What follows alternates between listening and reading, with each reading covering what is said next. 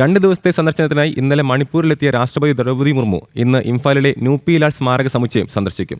സേനാപതിയിൽ നടക്കുന്ന പൊതുപരിപാടിയെ രാഷ്ട്രപതി അഭിസംബോധന ചെയ്യും. ഇംഫാലിലെത്തിയ രാഷ്ട്രപതിക്ക് ഊഷ്മളമായ സ്വീകരണമായിരുന്നു ലഭിച്ചത്. സംഘർഷത്തിന്റെ മുറിവുകളുണക്കി ഭാവിയിലേക്ക് ഒന്നിച്ച് മുന്നേറാമെന്ന് സിറ്റി കൺവെൻഷൻ സെന്ററിൽ സംഘടിപ്പിച്ച പൗരസ്വീകരണത്തിൽ രാഷ്ട്രപതി ദ്രൗപദി മുർമു പറഞ്ഞു. ജിഷ്ണു, ആദ്യമായിട്ടാണ് ദ്രൗപദി മുർമു മണിപ്പൂരിലെത്തുന്നത്. വിവിധ വികസന പദ്ധതികളുടെ ഉദ്ഘാടനം നിർവഹിക്കും, അത്തരത്തിലുള്ള പദ്ധതികൾ നടപ്പാക്കും എന്നൊക്കെ ഒരു വിവരങ്ങൾ ലഭിക്കുന്നുണ്ട്. എന്തൊക്കെയാണ് വിശദാംശങ്ങൾ, ജിഷ്ണു?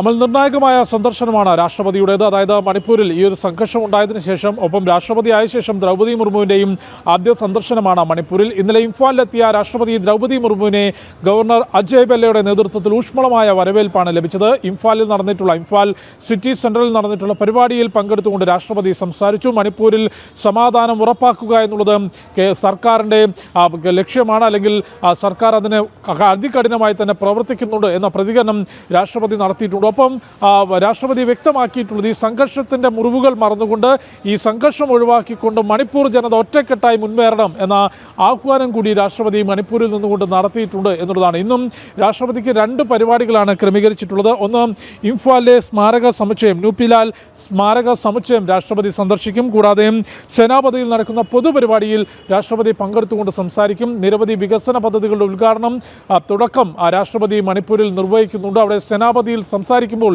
രാഷ്ട്രപതി എന്തെല്ലാം കാര്യങ്ങൾ മണിപ്പൂർ ജനതയോട് പറയും എന്നുള്ളതും മണിപ്പൂർ ജനത ഉറ്റുനോക്കുകയാണ്. കാരണം മെയ്തി, കുക്കി വിഭാഗങ്ങൾ തമ്മിലുണ്ടായ സംഘർഷം മുതലെടുത്തുകൊണ്ട് മണിപ്പൂരിനെ അശാന്തമാക്കാൻ വലിയൊരു ശ്രമം കഴിഞ്ഞ കുറച്ചു കാലങ്ങളായി നടക്കുന്നു. അതൊരു വർഗീയ കലാപമായി ചിത്രീകരിക്കാൻ പലരും ശ്രമിക്കുന്നു. അത്തരത്തിൽ വലിയ ബാഹ്യ ഇടപെടലുകൾ മണിപ്പൂരിൽ നടക്കുകയും മെയ്തി, കുക്കി വിഭാഗങ്ങൾ തമ്മിലുള്ള സംഘർഷത്തെ വലിയ രീതിയിൽ ആളിക്കത്തിക്കാൻ അവിടെ ശ്രമം നടന്നു എന്നെല്ലാം നേരത്തെ ഇൻ്റലിജൻസ് റിപ്പോർട്ടുണ്ടായിരുന്നു. അവിടെ സംഘർഷം രൂക്ഷമായ പശ്ചാത്തലത്തിലാണ് ഫെബ്രുവരി മാസത്തോടുകൂടി രാഷ്ട്രപതി ഭരണം ഏർപ്പെടുത്തിയത്. നിലവിൽ രാഷ്ട്രപതിയുടെ ഭരണത്തിന് കീഴിലാണ് മണിപ്പൂരുള്ളത്. അവിടെയാണ് ഇന്നലെയും ഇന്നുമായി രാഷ്ട്രപതി ദ്രൗപദി മുർമുവിൻ്റെ സന്ദർശനം. ദിവസങ്ങൾക്ക് മുൻപ് പ്രധാനമന്ത്രി നരേന്ദ്രമോദിയും മണിപ്പൂരിലെത്തിയിരുന്നു. മണിപ്പൂരിൻ്റെ മണ്ണിൽ നിന്നുകൊണ്ട് സമാധാനത്തിന് ആഹ്വാനം ചെയ്യുകയും മണിപ്പൂരിൻ്റെ യുവജനത പുതിയ സ്വപ്നങ്ങൾ കാണണമെന്നും വികസനത്തിൻ്റെ പാതയിലേക്ക് ശാന്തമായ മണിപ്പൂരിനെ നയിക്കും എന്ന പ്രഖ്യാപനം മണിപ്പൂരിൽ നിന്നുകൊണ്ട് പ്രധാനമന്ത്രി നടത്തിയിരുന്നു. അതിന് പിറകെയാണിപ്പോൾ രാഷ്ട്രപതി ദ്രൗപദി മുർമു മണിപ്പൂരിൽ എത്തിയിട്ടുള്ളത്. അമൽ.